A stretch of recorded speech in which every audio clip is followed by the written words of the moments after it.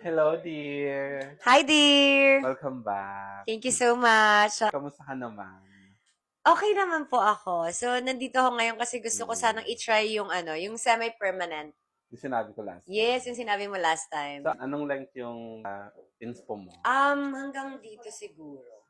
Yan. Sa haircut, meron ka namang... Siguro yard lang. Diba? Kasi dalagang Pilipinas. So, parang Yes. pag masyadong konti lang. Mm-mm. So, para saan ba to?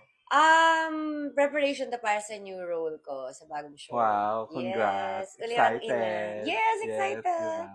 So, ready ka na? Ready Okay, na. let's go.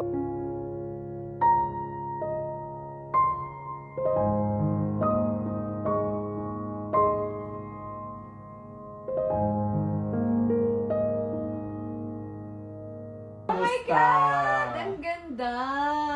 Ayan, nagustuhan mo naman, dear. Super. At dahil ginalingan mo, parang mapapalitan ata yung role ko. Parang hindi na magiging ulirang ina. Diba? Actually, bukas, merong audition ng love team nung dapat ko magiging anak. Parang feeling ko dapat doon Doon ka mag-audition. nababagay, no? Oo, baka pumasa pa. Yes, di Ang ba?